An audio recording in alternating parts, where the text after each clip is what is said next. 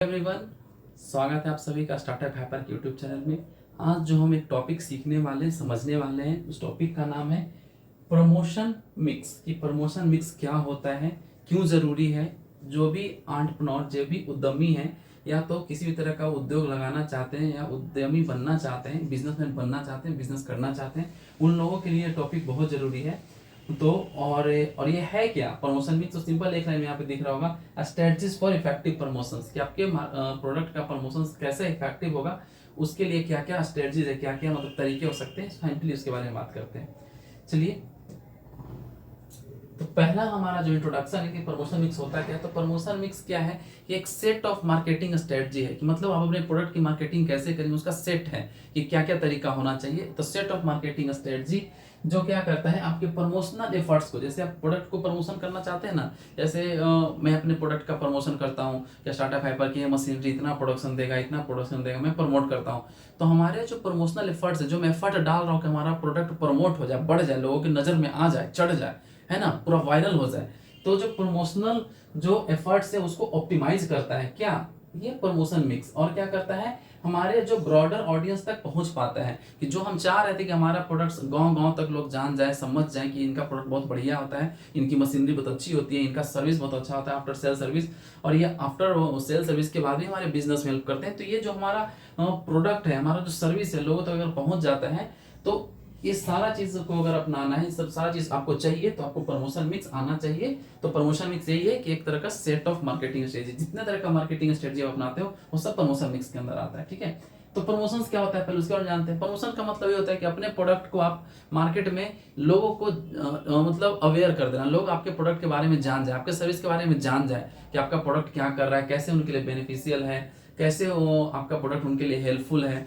क्यों उन्हें आपका प्रोडक्ट यूज करना चाहिए, कैसे यूज करना चाहिए। ठीक है, और क्या है कि आप उनके बिलीव्स को, आप उनके बिहेवियर्स को कैसे ऑब्जर्व कर पाते हो, इसके लिए प्रमोशंस करना पड़ता है। तो अगर हम और देखें, प्रमोशन मिक्स रेफर्स करता है कॉम्बिनेशन ऑफ प्रमोशनल मेथड्स। मतलब वही कि प्रमोशनल मेथड्स आपके क्या क्या तरीके हैं प्रमोशनल प्रमोशन करने के लिए आपके प्रोडक्ट को, और जो कंपनी यूज करती है, क्यों यूज करती है कि अपने टारगेट ऑडियंस के साथ कम्युनिकेट कर पाए। जैसे मेरा टारगेट ऑडियंस क्या है कि मैं किसको मशीन बेचना चाहूंगा, जो लोग उद्योग लगाना चाहेंगे, बिजनेस करना चाहेंगे, फैक्ट्री लगाना चाहेंगे, उन तक हमारा प्रोडक्ट कैसे पहुंचे और हम कैसे उनसे कम्युनिकेट कर पाए, तो हमारा प्रोडक्ट कैसे उनसे कम्युनिकेट कर पाए।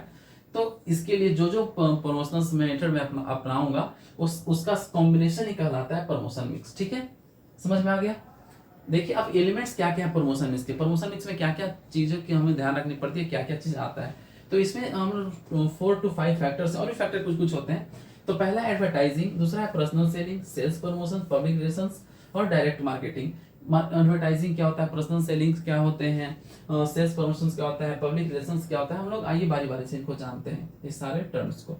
ठीक है, देखिए तो पहला क्या था, एडवर्टाइजिंग। एडवर्टाइजिंग क्यों जरूरी है, अब क्या है एडवर्टाइजिंग। एडवर्टाइजिंग एक एक्टिविटी होता है कि वो ऐसा एक्टिविटी जिसमें कोई ऐसा एक्टिविटी, कोई क्रिया करता है, काम करता है, जिससे आपके प्रोडक्ट को लोग जान जाए और इसको खरीदने के लिए विवश हो जाए, मजबूर हो जाए, मतलब खरीदने के लिए मतलब मोटिवेटेड हो जाए, इंस्पायर्ड हो जाए कि नहीं मुझे प्रोडक्ट खरीदना चाहिए। कोई फोन मार्केट में लॉन्च होता है, कोई हीरो उसको या तो कोई सेलिब्रिटी उसको मतलब प्रचार प्रसार कर रहा होता है, प्रमोट कर रहा होता है कि ये फोन यूज कीजिए, इसमें एआई है, इसमें इतना कैमरा है, इसमें ये बैटरी बैकअप है। तो क्या होता है, अगले दिन कस्टमर सोचते हैं इसको खरीदना चाहिए, तो उन कस्टमर के माइंड को चेंज करता है। तो फाइनली एडवर्टाइजिंग वही होता है कि जो प्रोडक्ट अननोन है उनके बारे में लोगों को मतलब नोन करवाना है और उनको खरीदने के लिए मतलब प्रेरित कर देना है, मोटिवेट कर देना है। ठीक है, पर्पस ऑफ एडवर्टाइजिंग क्या है। पर्पस एडवर्टाइजिंग यही है कि अपने प्रोडक्ट, अपने सेल्स को कैसे बूस्ट करेंगे, अपने ब्रांड अवेयरनेस को कैसे रेस करेंगे आप, ताकि आपके ब्रांड के बारे में लोग जान जाए। ठीक है, आपका जो कॉम्पिटिटर से कैसे आप अलग हो जाए, जितना ज्यादा एडवर्टाइजिंग आपका हो उतना बढ़िया से आप अलग हो सकते हैं, उनसे आगे निकल सकते हैं। कस्टमर को कैसे इंगेज करके रख सकते हैं। देखिए उनको बहुत सारे ब्रांडेड है, बहुत पहले से है, जैसे टाटा की कार बहुत पहले से, फिर भी अभी भी ऐड आता है ना, क्यों आता है, क्योंकि वो मार्केट में बने रहना चाहते हैं ना, कि आप कस्टमर को इंगेज रखना चाहते हैं। आप प्रमोशन करना छोड़ देंगे तो धीरे धीरे कस्टमर भूल जाता है। ठीक है, सब लोग भूल जाएंगे। फिर किसी के बिहेवियर इन्फ्लुएंस करने के लिए मेंटेन मार्केट प्रेजेंस, मार्केट में बने रहने के लिए, प्रेजेंस होने के लिए आपको एडवर्टाइजिंग करना बहुत जरूरी है। उसके बाद क्या है, एग्जांपल्स एडवर्टाइजिंग चैनल्स की, क्या क्या चीज से आप एडवर्टाइजिंग कर सकते हैं। बड़े बड़े होर्डिंग्स लगा सकते हैं, टीवी में प्रचार करवा सकते हैं, रेडियो में करवा सकते हैं, प्रिंट मीडिया में, न्यूज़पेपर वगैरह में, डिजिटल प्रमोशंस कर सकते हैं, आउटडोर से होर्डिंग वगैरह, पंपलेट वगैरह करवा के एडवर्टाइजिंग कर सकते हैं। अब देखिए नेक्स्ट हमारा क्या है, हाँ नेक्स्ट क्या है कि पर्सनल सेलिंग क्या होता है। पर्सनल सेलिंग मतलब क्या होता है ना कि अगर कोई आदमी, जैसे मेरा सेल्स मैनेजर किसी के यहाँ जाता है, बोलता है कि देखिए आपको बिजनेस करना चाहिए, उद्योग लगाना चाहिए, फैक्ट्री लगाना चाहिए, चीनी का फैक्ट्री लगा लो, या तो कपड़े का लगा लो, या तो जूते का लगा लो, उसको समझाता है और फाइनली उसको वो मतलब समझा लेता है, इंस्पायर्ड कर लेता है और मतलब अपना प्रोडक्ट उसको सेल कर देता है। तो इससे करते हैं हम लोग क्या कि पर्सनल सेलिंग। तो पर्सनल सेलिंग का एग्जांपल क्या है, फेस टू फेस करके, टेली मार्केटिंग करके, जैसे फोन पे किसी को बात करके, जैसे हम लोग टेली कॉल रखते हैं ना कि हाँ सर आइए एक बार विजिट कीजिए, एक बार मशीनरी देख लीजिए, बहुत अच्छा है, आप एक बार आइए, मतलब इस तरह से करके। फिर उसके बाद क्या, ऑनलाइन चैट्स करके हम लोग मैसेजेस पे भेज के, जैसे आता है ना कोई भी आप लोग देखते हो कि हाँ ये प्रोडक्ट खरीद लो, ये बढ़िया है, मैसेज लोग करते हैं, ठीक है, ये कोर्स खरीद लो। आजकल एजुकेशनल वाले क्या करते हैं, एडटेक कंपनीज वाले मैसेज पे मैसेज भेजेंगे, हाँ तो ऑनलाइन चैट करेंगे कि इसके थ्रू आप खरीद सकते हो, बढ़िया है, परचेज कर लो, कोर्स बढ़िया है। फिर क्या है पब्लिक रिलेशन। पब्लिक रिलेशन क्या होता है कि आप जैसे मैनेज करते हो कम्युनिकेशंस को, एक पॉजिटिव शेप देते हो अपने ऑर्गेनाइजेशन को, पॉजिटिव इमेज करते हो, ठीक है। जैसे कि आप कैसे करके प्रेस रिलीज करवाते हो, या तो इवेंट करवाते हो, स्पॉन्सरशिप करवाते हो। अगर कोई इवेंट है जैसे पटना में या बिहार में या तो कहीं भी, अगर आप पूरे इंडिया में कोई अच्छा सा इवेंट हो उसमें स्पॉन्सर्स कर दो, नहीं आता कोई भी इवेंट स्पॉन्सरशिप बाई फलाना, स्पॉन्सरशिप बाई दिस कंपनी करके कि ये कंपनी स्पॉन्सर किया, तो आपको लगता होगा कि अरे भाई ये कंपनी बहुत अच्छी है, बहुत बड़ी है। तो मतलब एक सोसाइटी में एक अच्छा इमेज बनता है, पब्लिक रिलेशन अच्छा बिल्डअप होता है। तो स्ट्रेटजीज यही है कि आपको अगर इफेक्टिव पर्सनल रिलेशनशिप चाहिए, सॉरी पब्लिक रिलेशंस, तो उसके लिए आपको प्रेस रिलीज करवाना होगा, इवेंट करवाना होगा, स्पॉन्सरशिप करना होगा, ठीक है। इवेंट लोग कराते हैं, देखते हैं कि कभी बैंक्स इवेंट कराते हैं, कभी सम्मेलन टाइप का कुछ करवा दिया, कुछ भी तरह का इवेंट करवा दिया, ठीक है, इस तरह का। फिर क्या है सेल्स प्रमोशन। सेल्स प्रमोशन क्या होता है कि अगर जैसे अभी पता होगा दिवाली में स्टार्टअप है पर मशीन लेने पे 20% का डिस्काउंट चल रहा था, फिर न्यू ईयर में डिस्काउंट चल रहा था, होली के टाइम डिस्काउंट, मतलब कोई फेस्टिवल होता है तो हम लोग क्या करते हैं डिस्काउंट देते हैं कि हर एक मशीनरी पे 20% है, किसी पे 15 है, किसी पे 30 है, इस तरह से।